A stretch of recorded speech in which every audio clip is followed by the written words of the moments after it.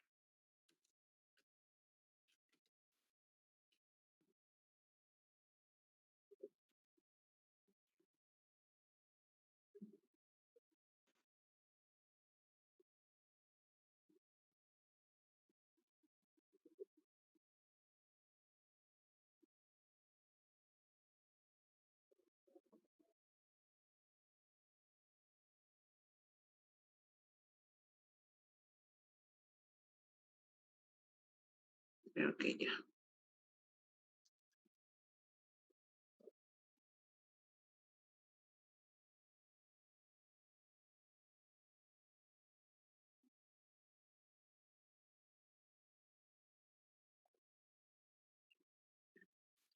Ay,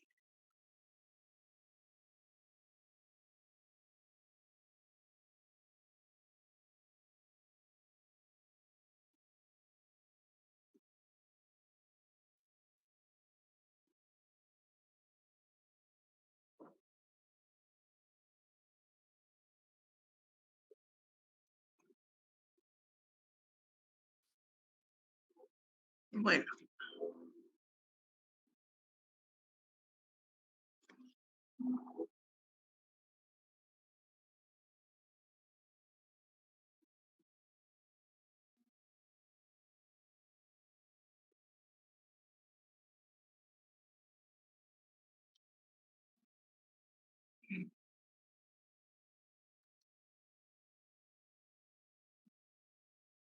ya. Este es el último tema de las biomoléculas que nos toca ver. Con esto completamos.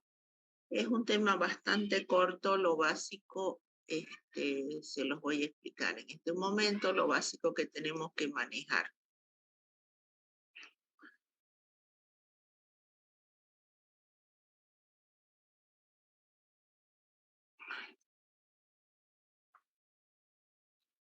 Es que me quedan personas en sala de espera y no sé por qué no ingresan. Le doy y no ingresa. Ya, creo que ya estamos todos. Ya, ácidos nucleicos. Cuando me hablan de los ácidos nucleicos, lo primero que nos viene a la mente, claro, que son el ADN y el ARN. Se clasifican desde el punto de vista de biomoléculas como biomoléculas nitrogenadas, al igual que las proteínas. ¿Por qué se hablan de biomoléculas nitrogenadas? Porque ellas llevan, así como las proteínas llevan el grupo amino, nitrógeno, hidrógeno 2, los ácidos nucleicos llevan como parte de su conformación lo que vienen a ser las bases nitrogenadas. ¿Cuál es su unidad básica estructural de los ácidos nucleicos? La unidad básica estructural de los ácidos nucleicos se conoce como nucleótidos.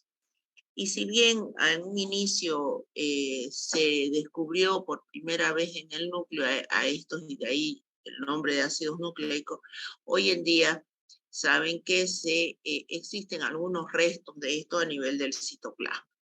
¿Cómo que están conformados los ácidos nucleicos? Por bioelementos primarios, carbono, el chon, carbono, hidrógeno, oxígeno y nitrógeno, así como también otros tipos de bioelementos como el fósforo, etc. ¿Cuáles son las funciones de los ácidos nucleicos? Son dos principalmente. Una de ellas es mantener el código genético a través del ADN, tener el molde de las características de la información genética que se va a transmitir de padres a hijos. Y hablando del ARN, una de sus grandes funciones viene a ser, o su papel fundamental, es la síntesis de proteínas. Es decir, el ADN me da el molde y el ARN es el que sintetiza o me permite sintetizar estas proteínas.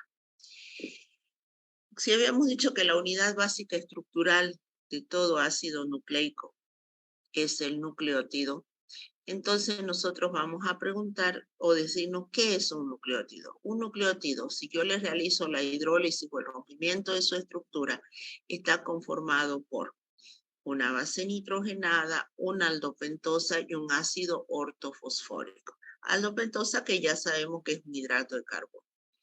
Las bases nitrogenadas hay dos familias, unos que derivan del anillo de pirimidina, el que tenemos aquí adelante, y otro que deriva del anillo de purina.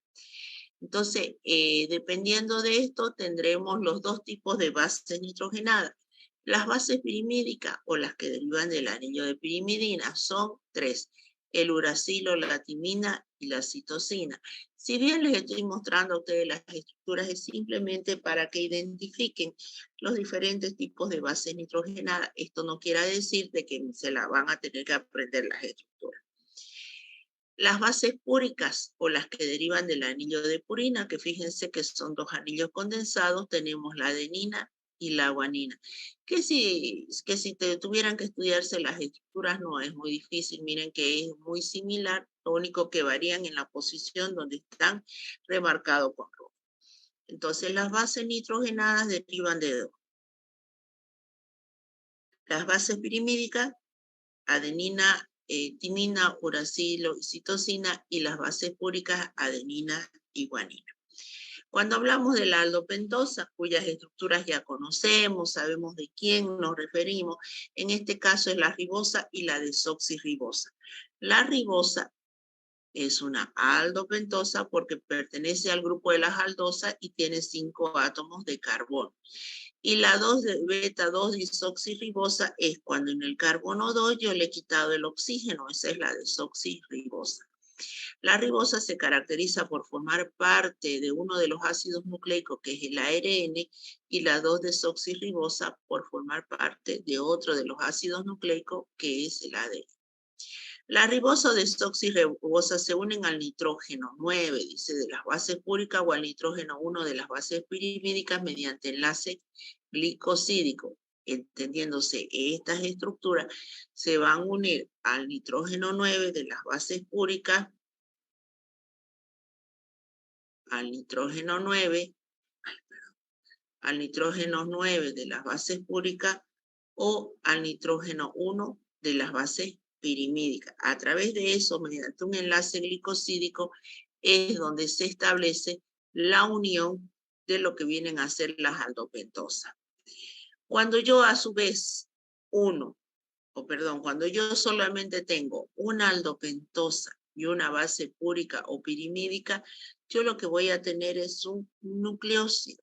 Pero si a estas yo le uno mediante un enlace fosfodiéster, le uno un grupo 1, 2 o 3 grupos fosfóricos, lo que voy a tener es un nucleótido. Entonces, para diferenciar, un nucleósido es solo la unión de una aldopentosa con una base nitrogenada. Puede ser púrica o pirimídica. Y un nucleótido es la unión de una aldopentosa, bases nitrogenadas, púricas o pirimídicas, y lo que viene a ser grupo fosfórico 1, 2 o 3. La diferencia entonces entre nucleósido y nucleótido está en que los nucleótidos llevan grupo fosfórico y los nucleósidos no llevan el grupo fosfórico. Es así entonces que presentamos los diferentes nucleósidos y nucleótidos, que muchos de esos ustedes ya conocen. Así que no es nada raro. Lo único sí era que no lo conocían como nucleótido o no lo conocían como nucleósido. Cuando yo uno una base nitrogenada de adenina con una ribosa, tengo una adenosina. Si a esta adenosina yo le uno un grupo fosfórico, ahí sí ya voy a tener un nucleótido, adenosín monofosfato, que se abrevia como AMP. Ahora, cuando el nucleótido lleva como base, como aldopentosa, una desoxirribosa, en su abreviatura va a llevar una D pequeñita. Y cuando lleva esa D pequeña me está diciendo que ese nucleótido forma parte del ADN, porque la ribosa es la aldopentosa del ARN y la desoxirribosa es la pentosa, la aldopentosa del ADN. Entonces, si yo tengo una D pequeña, yo entenderé que estos nucleótidos son formadores de el ADN. Si no tienen D pequeña, como en este caso, por ejemplo, la MP, GMP, sin la D pequeña, yo entenderé que estos nucleótidos forman parte del ARN. ¿Está bien? Y así, a ver, ¿cuál es el que... bueno, aquí no hay más que con un grupo fosfórico, pero nosotros, por ejemplo, si yo le uniera al adenosin difosfato, o no hay ni difosfato, ¿no ve? Pero uno de los grandes nucleótidos conocidos por ustedes es el adenosin, perdón, el adenosin trifosfato. El adenosin trifosfato se caracteriza por tener 3 grupos fosfóricos, o el famoso ATP. Aquí está. A ver, esto es muy importante que identifiquemos. Una cosa es que me pregunten en un examen, mencione 2 nucleótidos y su función, a que me pregunten, mencione 2 ácidos nucleicos y su función. ¿Por qué esto?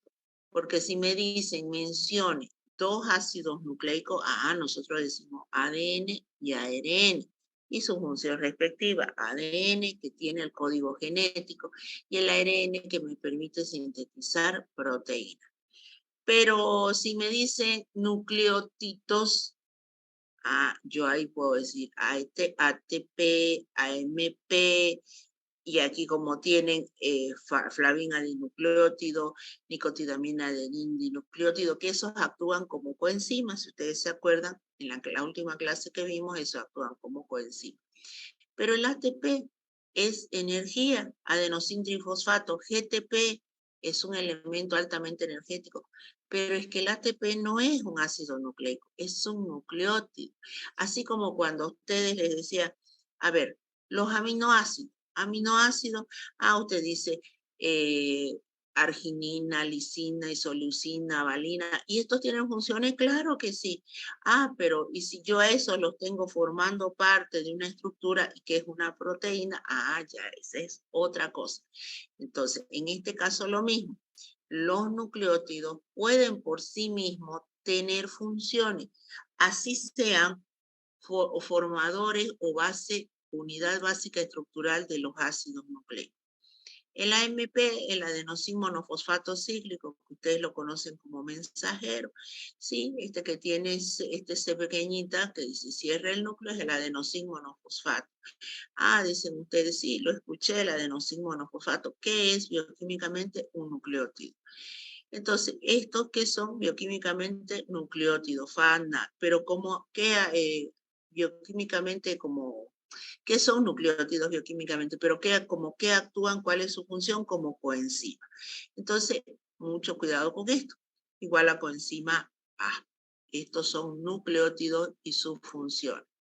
Muy bien, entramos a los ácidos nucleicos. Los ácidos nucleicos son 2, ADN y el ARN. El ADN tan conocido por ustedes desde que el colegio, etc. Los nucleótidos, como el ADN y ARN están formados por nucleótidos, entonces uno se pregunta cómo se unen los nucleótidos entre sí. Los nucleótidos se unen entre sí por enlace fosfodiéster, donde dice el fosfato forma un puente desde el carbono 5 de una pentosa de un nucleótido con el carbono 3 de la pentosa del nucleótido anterior, ¿ves? Carbono 5, 3. Se unen entonces por enlace fosfodiéster de los grupos fosfatos entre carbono 5 y 3 de lo que vienen a ser los nucleótidos entre sí. El ácido desoxirribonucleico, tan conocido, se encuentra casi, dice su totalidad, en el núcleo de la célula. pero se ha descubierto que existe una pequeña cantidad de esto en lo que puede ser las mitocondrias, cloroplastos, etc. Este ácido desoxirribonucleico está conformado por dos cadenas polinucleotídicas o de nucleótidos enrolladas entre sí sobre un mismo eje, así como aparece aquí. Ve que son dos cadenas, solamente que son dos cadenas antiparalelas. Fíjense, una va en un sentido, si una va en un sentido de arriba hacia abajo, la otra va de abajo hacia arriba. ¿Cómo se mantienen estas cadenas unidas entre sí o por lo menos interaccionan entre sí a través del enlace puente-hidrógeno? Este es el enlace puente-hidrógeno que se da entre las bases nitrogenadas. Por eso una de las grandes preguntas que se les sabe hacer a ustedes, ¿por qué es importante el enlace puente-hidrógeno desde el punto de vista bioquímico? Porque estructuralmente es muy importante y le confiere muchas características. Fíjense que hemos visto enlace puente-hidrógeno en el agua. En el agua el enlace puente-hidrógeno nos permite ver las características fisicoquímicas propias y características del agua, por ejemplo. Como que el agua me permite regular la temperatura corporal, gracias a qué, a las propiedades fisicoquímicas de esta, que son particulares. ¿Y por qué son particulares? ¿Por qué se da esto? Por la presencia del enlace puente-hidrógeno. ¿Dónde más hemos visto enlace puente-hidrógeno? En las estructuras proteicas. El 50% de nuestro cuerpo es proteína. Y esas estructuras, muchas, si hablamos de actina, miosina, proteína, fibrosas, aquellas que nos permiten mantener estructuras en nuestro cuerpo, son gracias a la presencia del enlace puente-hidrógeno. Y ahora estamos viendo que el ADN, el que me permite tener el código genético, las características hereditarias de padres a hijos, la información genética, está esta estructura estable gracias a la presencia del enlace puente-hidrógeno. Entonces, podemos ver la importancia del enlace puente-hidrógeno.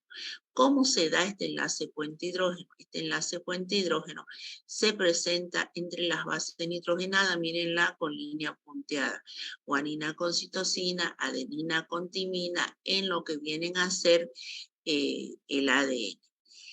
Entonces, las bases púricas y perimídicas se proyectan hacia el interior en un sentido perpendicular a la doble hélice.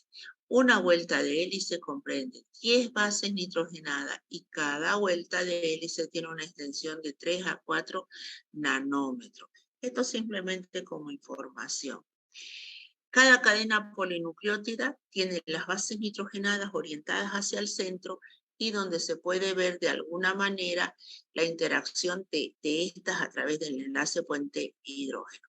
Y aquí es lo que habíamos dicho, que son antiparalelas las dos cadenas, porque las uniones van de 5 a 3 en un sentido y la misma de 5 a 3 en sentido contrario. Dice, la información genética está contenida en todas estas moléculas de ADN, cifrada o codificada en una secuencia de base. Esta secuencia de base es la que me permite, es el molde o el código que me dirá cuáles son las secuencias de aminoácidos que se va a traducir después en una secuencia de aminoácidos para sintetizar una proteína característica propia de cada especie. Entonces ahí tenemos lo mismo. Fíjense, lo mismo dicho de 1000 formas, en la cual la adenina estará siempre apretada con la timina y la citosina con la guanina. Perdón. ¿Suyo o mío?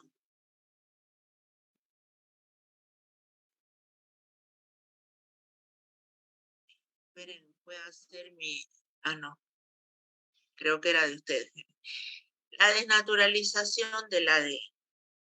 Cuando hablamos de la desnaturalización del ADN, está diciendo que estas hebras se pueden abrir. Sí, eso así tan parecido como hablamos de la desnaturalización de las proteínas. Estas hebras se abren, pero cuando yo le quito el factor nuevamente, puedo nuevamente restablecer la estructura del ADN, siempre y cuando no sea muy agresiva, ¿no? Y por eso dice la renaturalización del ADN. Si yo lo someto a altas temperaturas, bueno, no tan altas temperaturas, a factores externos no muy agresivos, la hebra se abre y la hebra puede de una vez volverse a restablecer su estructura, estableciendo esperen un ratito la batería. Un ratito.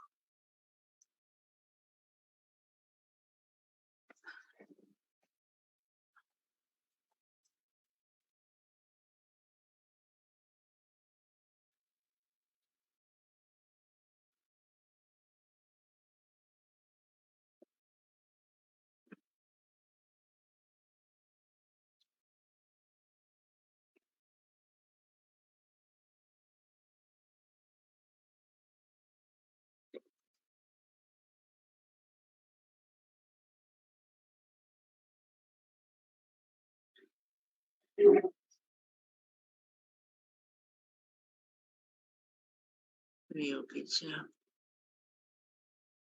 He estado dando clase toda la mañana y me olvidé la batería. Bueno, no toda la mañana con la laptop, pero bueno, ya. Entonces, el proceso de renaturalización puede ser reversible o irreversible. En caso de que sea irreversible, obviamente que no hay, se pierde toda la estructura. Pero una desnaturalización de tipo reversible es quitarle el factor que me lleva ya sea pH, temperatura, etcétera, y la hebra vuelve a su estado original. La hibridación. A ver, la hibridación ustedes la conocen y no es como nosotros la conocemos en la ciencia ficción, ¿ve? Que dicen el hombre araña, le picó una araña y se recombinó su ADN, se formó un híbrido y adquirió superpoderes. No, lamentablemente eso es ciencia ficción. En la naturaleza, nuestro híbrido, por ejemplo, que conocemos, es la mula. La mula es entre lo que viene a ser un burro y una yegua. Se obtiene un híbrido y ese híbrido generalmente tiene características de una especie híbrida que, por ejemplo, no se puede replicar, etcétera, no tiene superpoderes o no adquiere características especiales. Sin embargo, hoy en día la ciencia está utilizando mucho los factores de hibridación, más que todo en la parte de la agroindustria, agropecuaria, para obtener lo mejor de cada especie. Es decir, recombinar, mezclar para obtener desde el punto de vista alimenticio productos más resistentes a lo que pueda ser las plagas, el medio ambiente, etcétera, tratando de alguna manera de manejar genéticamente las diferentes estructuras. De todas formas, hay mucha controversia con eso que es mejor no meterse. La cromatina. La cromatina no es más que este ácido nucleico que se rodea de proteínas. ¿Se acuerdan que habíamos dicho que las nucleoproteínas son proteínas complejas? Que los ácidos nucleicos rodeados con una proteína simple que son las histonas. Las histonas son proteínas simples conformadas por aminoácidos, la mayoría de carácter básico. Entonces, cuando yo el ácido nucleico lo rodeo con la histona, en realidad un octámero de histona, conformamos la cromatina. Esta cromatina, por eso dice, o el núcleo de histonas y la superhélice de ADN, forman lo que finalmente se conoce como nucleosoma y están conectados por un ADN de una extensión de 50 pares de base. En realidad esto es mucho más complejo de lo que está aquí. Solamente se les está dando lo básico, porque la genética, si tuviéramos que estudiar la genética como tal, no se puede dar en los 45 minutos de clase. Así que lo básico es que los ácidos nucleicos se rodean de proteínas. Esas proteínas son proteínas simples conocidas como histonas. Estas histonas generalmente son octámeros, ahí está, y forman lo que finalmente se conocen como los nucleosomas, ¿ve? El ADN y las histonas que rodean. Y esto me confiere los cromosomas que todo llega a conformar parte de los núcleos de la célula. Listo. Es lo más sencillo que se le puede dar a ustedes de los ácidos del ADN. Vamos con el ARN. Pero ¿cuál es la aldopentosa que conforma parte del ADN? Es la 2-desoxirribosa. Es una de las diferencias. Y otra de las diferencias es que no existe, que en ellos existe la base de timina, cosa que no hay en el ácido ribonucleico. Entonces vamos al ácido ribonucleico. El ácido ribonucleico está conformado por nucleótidos, obviamente, nucleótidos que estos nucleótidos tienen como aldopentosa a la ribosa, y las bases nitrogenadas son las mismas, a excepción que aquí existe el uracilo, a excepción de la timina, y conforman una sola cadena polinucleótida, una sola cadena polinucleótida, y no dos como viene a ser el ADN. Entonces, ¿cuáles son las diferencias entre un ADN y un ARN? Aquí lo tienen. La diferencia, la aldopentosa, la desoxirribosa en el ADN. En la ribosa, el ARN.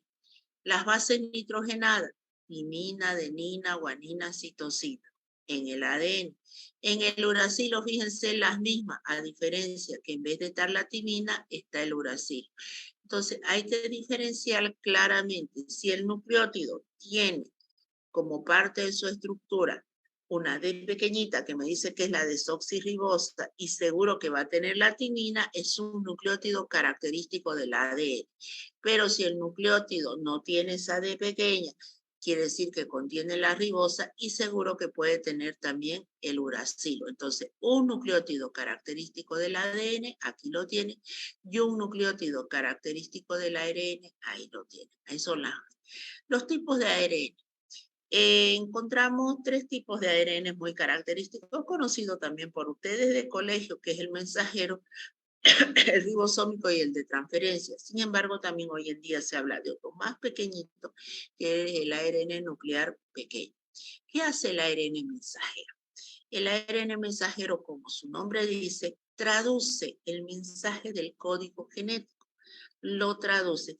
Si bien se constituye solamente el 5% del total de esos ARN de las células que se encuentran en el núcleo y citoplasma, él va a ser capaz de traducir el mensaje para la síntesis de este ADN, perdón, para la síntesis de las proteínas, traducir el mensaje del ADN para la síntesis de proteínas. ¿Dónde se produce la síntesis de las proteínas? En el ARN ribosómico. Este se considera el más abundante, se habla por eso de un 80%, porque es el lugar donde se van a sintetizar las proteínas.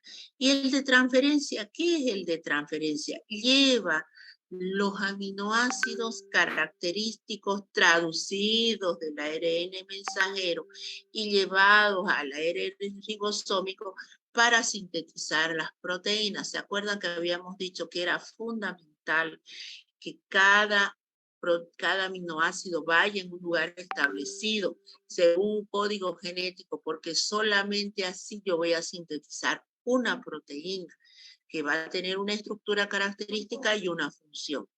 Si yo tuviera una alteración genética de la noche a la mañana, no sé, tanto hablan de elementos transgénicos, por ejemplo, que dicen que van a producir alteraciones genéticas en las personas, o se habla de que se consumen ciertos alimentos que van a producir alteraciones genéticas. ¿Por qué es el miedo a la alteración genética?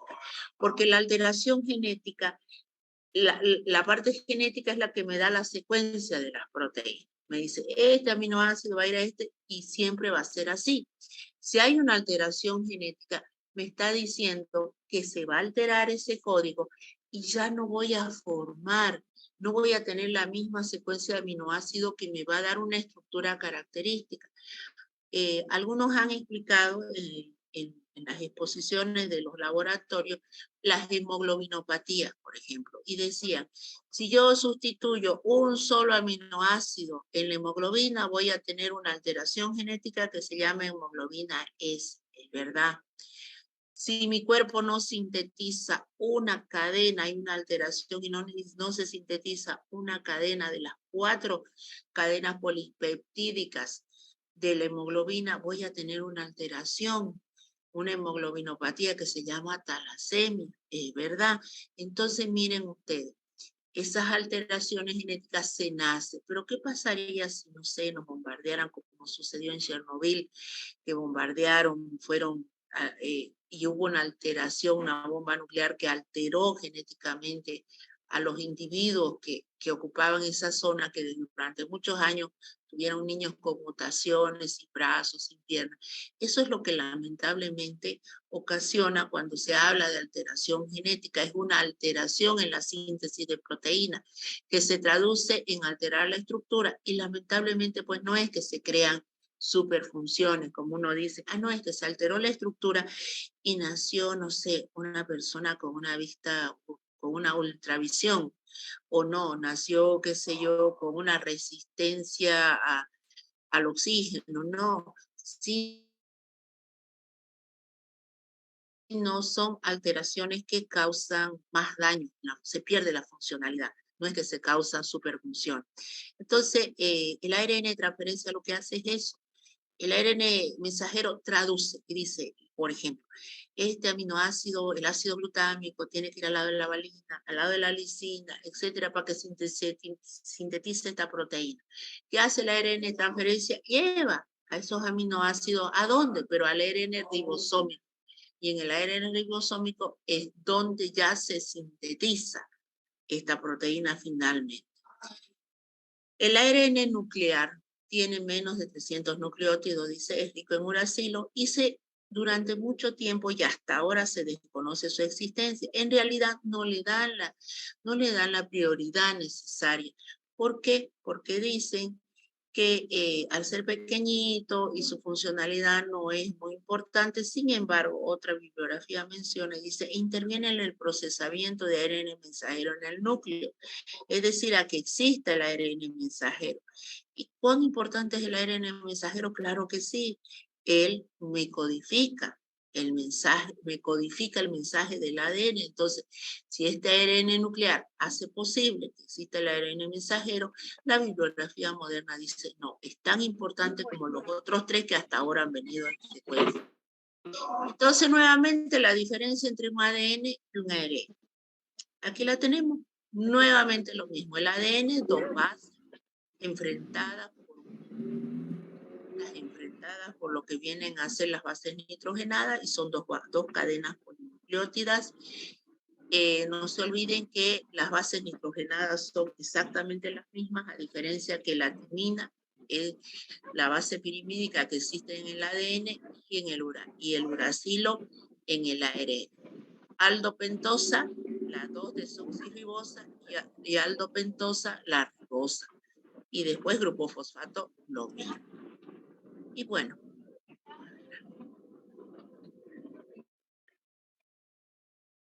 ya. Aquí simplemente esto es información. A ver, por si acaso, si ustedes dicen, esta parte nos va a evaluar, no, es simplemente de información que se les colocó debido al hecho que estábamos pasando de lo que venía a ser la pandemia. Y se hablaba tanto de los virus y qué son los virus, etcétera. Y bueno, son partículas pequeñas que tienen en su centro un ADN o ARN, y están rodeadas generalmente por proteínas que constituyen su cápside gracias a también estructuras lipídicas. Entonces pueden tener, fíjense, ARN y pueden tener ADN. Nuestra famosa estructura molecular del del COVID-2, del COVID, no es más que una estructura de ARN, fíjense aquí, rodeada por una cápside, por cápsides que son estructuras lipídicas y tienen unas partes proteicas. Las causantes de su patogenicidad son estas diferentes proteínas que se encuentran como espículas alrededor del virus, y ese es el que le da la parte patogénica al virus. Todas esas proteínas que lo rodean. Entonces, y tienen una parte lipídica, por eso decían que hay que lavarse las manos no solamente con agua, sino con jabón. ¿Por qué? Porque el jabón ocasiona esa acción emulsionante que deshace las grasas. Pero no se olviden que los lípidos no son solubles en agua, Entonces el coronavirus, ¿ven? Son virus esféricos, dice de 100 a 160 nanómetros de diámetro, que tienen esa envoltura lipídica. Codifica 4 proteínas estructurales que son la S, la E, la proteína M de membrana y una proteína N de nucleocápside, todas ellas de alguna manera causantes de la patogenicidad del virus. Entonces, esas coronas que salen es lo que le ha llevado el nombre de coronavirus y pueden pegarse. Miren ustedes, y eso se puede pegar en las células de las mucosas a nivel respiratorio. Es por eso dice que en su mecanismo de acción rápidamente es una absorción. Estas se pegan, tienen mayor afinidad por la mucosa oral, que es su vía de entrada principal, gracias obviamente a la parte proteica que rodea al virus. La penetración, justamente una vez que se han sido pegadas, las membranas de estos virus, dice que es la misma naturaleza de la membrana celular porque es lipídica, por lo tanto se fusiona en la membrana y larga hacia adentro su material genético. Ese material genético que va a hacer uso del material de nuestras células para replicarse, por eso dicen la decapsidación, el material genético queda libre en el citoplasma de nuestras células y haciendo uso de nuestro material genético, de toda lo que hay en nuestras células, y se sintetizan y se replican, obviamente causando una alteración a nivel celular que se manifiesta en una inflamación, pues una inflamación que larga citocina, citoquina, todo un proceso inflamatorio que se traduce en una alteración o una enfermedad que se visualiza en el ser humano. Y finalmente el ensablamiento. En este proceso la célula está llena de copias de ARN del virus y de proteínas flotando en el citoplasma, dice. Por diferentes mecanismos estas proteínas se van uniendo, dejando en su interior una copia del ARN viral. Y cuando tienen que salir encima, hacen uso de los mecanismos de rodearse de nuestras membranas para salir hacia afuera. Previamente a la exocitosis, el virus incorporado sus proteínas a la membrana celular en la célula donde se va a producir esta exocitosis. Listo. No es más, chicos, yo les dije que era un tema bastante cortito, que en su libro, creo el Antonio Blanco no va más allá de 2 o 3 páginas, lo que corresponde a esto. Entonces, por favor, no se olviden el día miércoles, gata deja haciéndome mis cosas, no se olviden que el día miércoles vamos a pasar, vamos a tener nuestro examen al mediodía, ya están las aulas asignadas, es en odontología, el cuarto y el quinto piso, creo, 19, son cuarto y quinto, sí, cuarto y quinto piso, porque están ocupadas todas las demás aulas con teoría. Nos han dado 2 en un piso y 2 en el otro piso.